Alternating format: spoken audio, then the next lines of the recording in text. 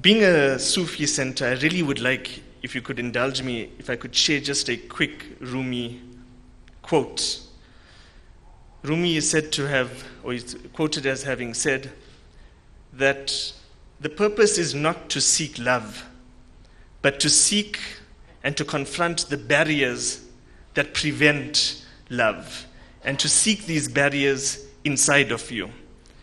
And the reason why I'm sharing this is because the Rasuli Center is probably one of the few centers, one of the few mosques in this country that really challenges you, forces you, and demands that whilst you may be breaking down walls and barriers of social issues or of economic issues or whatever other issues out there, there's also a battle inside of you. There's also a soul inside of you that needs nourishment. And so I'm really humbled to be here today and to introduce the Minister in the Presidency, Comrade Jeff Radebe. Overwhelming, simply overwhelming.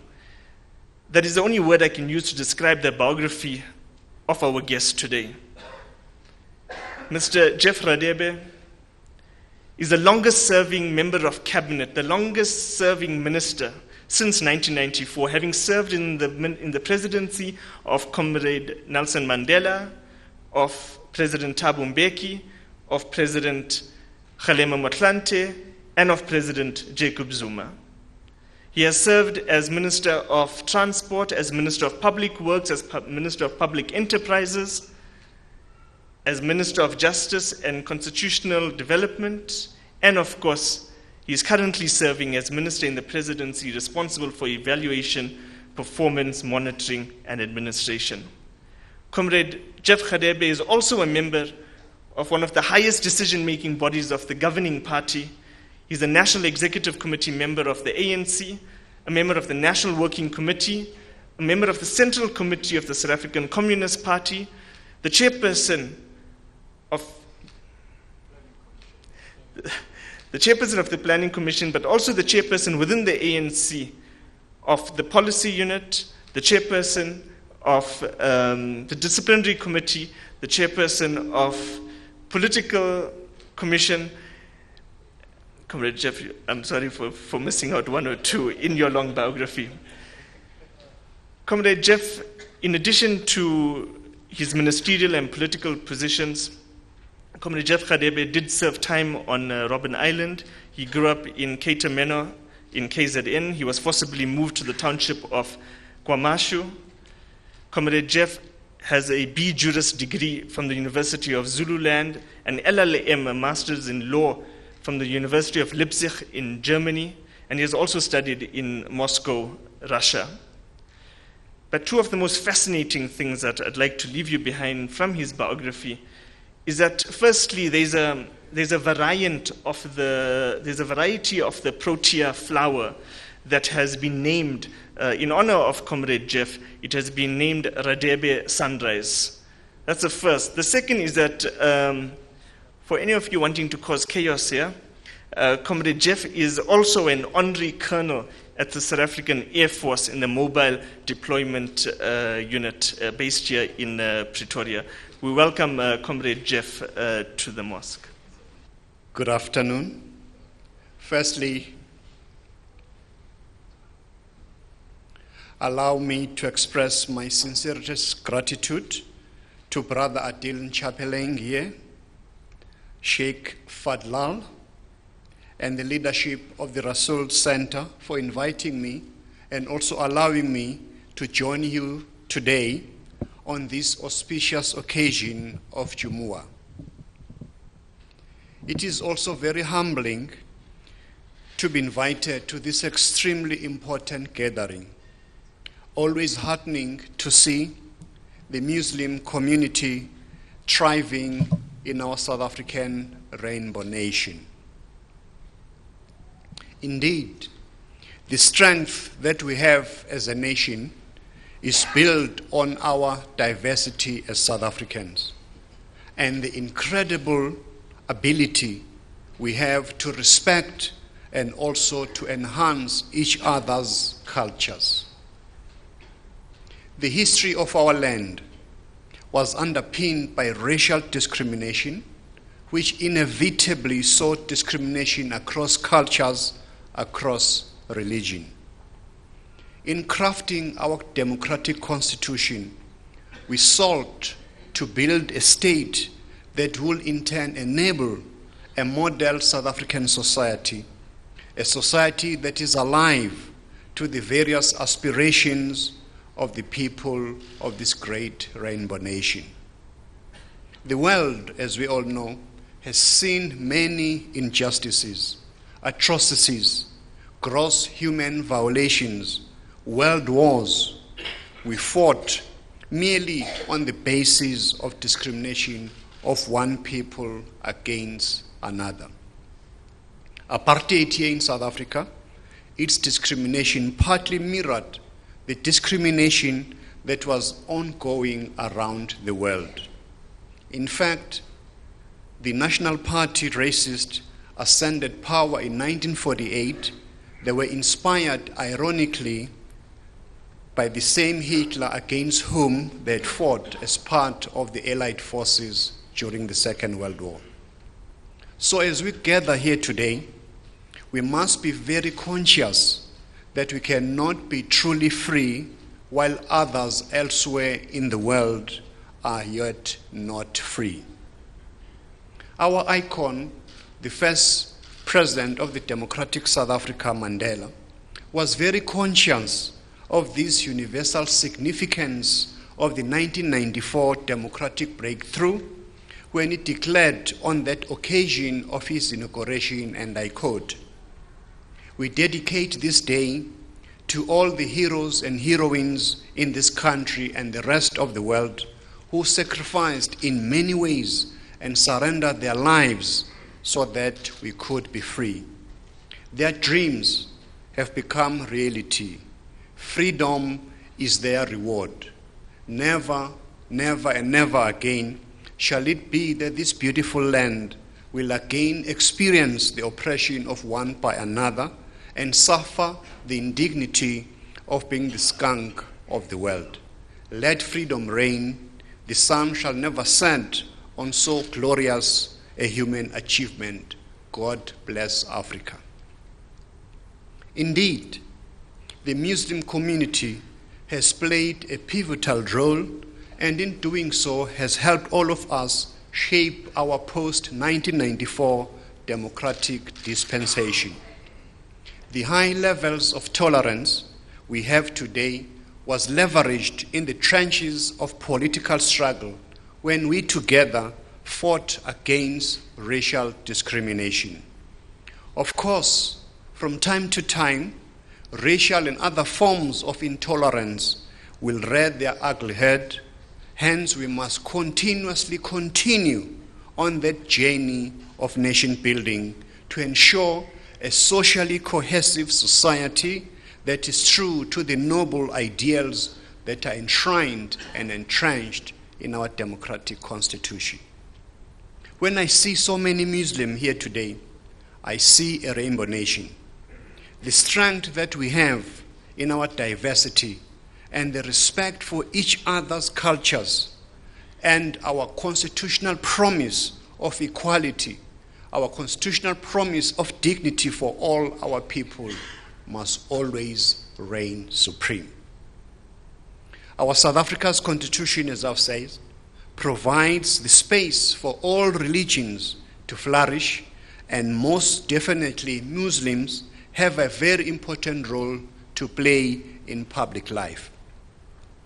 Our South African leadership, especially our ANC leadership, knows fully well the often ignored history of struggle and of slavery of many early Muslims in South Africa. It must be commended that even though the most extreme and testing times, the generations before you held strong, and despite the most extreme difficulties, mosques were built, centers were established, and Muslims fought side by side for their right to practice Islam. Many of those whose families were transported here many, many decades and centuries ago from India, from Indonesia and other places, now proudly, together with others across our country, identify as South Africans. And many of them are our most honored citizens, our struggle heroes and heroines, and our current leaders. They have, and many of you have, taken up extremely important role in our nation-building project. As the years go by, as the apartheid government crumbled, as the majority challenged the common oppressor, our people united in our diversity, the diversity which we must protect, the diversity that we must continuously build today. I'm very confident that it needs not be said, but I say it. I want to assure Muslim community that we from the African National Congress, the ANC, and its government will always respect, will always protect, will always advance the rights, the practices of Muslim community all over South Africa. In drafting the constitution of this land, our leadership, alongside the late iconic father of the nation, Mandela, knew that fundamental to any constitution is the importance of freedom and the protection of religious rights and religious practice. Since 1994, Muslims have been in our cabinet, have been in our parliament, have been in various municipality councils, virtually all levels of our government. I'm very proud to serve in the leadership of the ANC, in the leadership of our government led by President Zuma, with the likes of ANC ministers and deputy ministers that come from the Muslim faith, including Ibrahim Patel, Naledi Pando, Enver Serti, Fatima Chauhan, and several others at various levels, including mayors like Mpho Kuno, Abdul Rahman, and many, many others.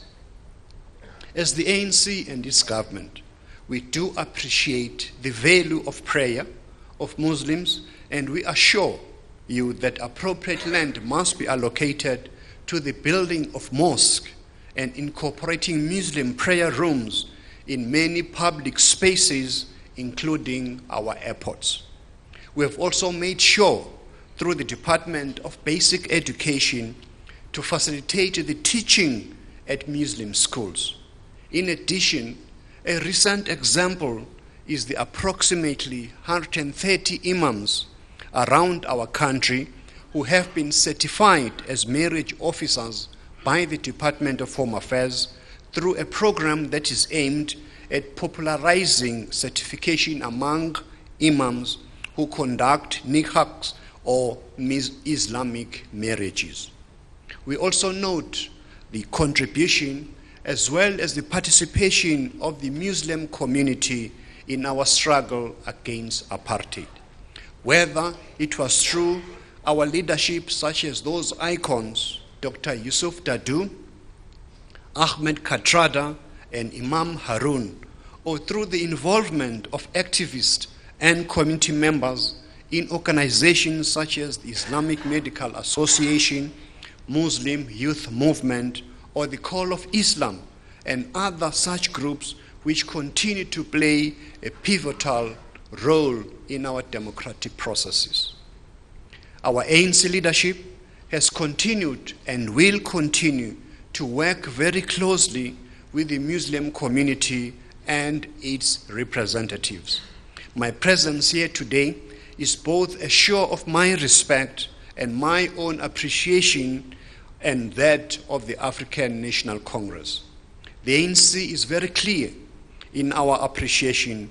Recently, as you know, our Deputy President Cyril Ramaphosa joined the Muslim community of Pretoria for Eid celebrations, and only last week, His Excellency President Zuma met with the Muslim Judicial Council in Cape Town.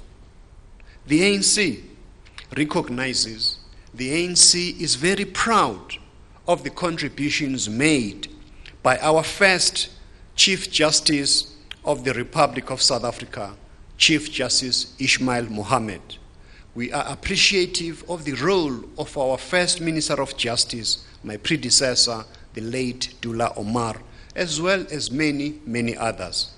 We also do acknowledge the contribution today of the Muslim community, drawing from the traditions, drawing from the ethos of Islamic faith in building a non-racial and democratic South African society. We not only recognize that contribution in government, but beyond in areas of entertainment, of sports, of business, of charity, of social upliftment, of culture, and almost every sector that you can think of. Some notable national organizations like SANZAF, Gift of the Givers, ACAP, and individuals including Riyad Musa, Hasim Amla, Dr. Ridwan Mia, and many others who are involved in the project of nation building in our democratic society. We do appreciate all these efforts and see the Muslim community as a very positive force to build a better South Africa. As the ANC government, we want to assure you, as we have shown in the past, that we'll be on your side, shoulder to shoulder, in local battles, as well as on international issues that affect the vital interest of this community and our country. We will continue to defend the community against racists who try to prevent Muslim worship. We will prosecute those that commit hate crimes against Muslims. We will continue to fight Islamophobia whenever it occurs. We also reject with contempt attempts to demonize and label Islam as an extremist and terrorist religion. We know that Islam is a religion of peace, is a religion for justice. I will not abuse this platform today for asking for your votes, but rather I want to make some note of some of the developments and the achievements that the ANC government has done on our ongoing mutual relationship. The ANC government in the past 20 years has rolled out one of the largest housing projects in the world. We have built almost close to 4 million houses that benefit more than 12 million South Africans. We feed 10 million school children every single school day.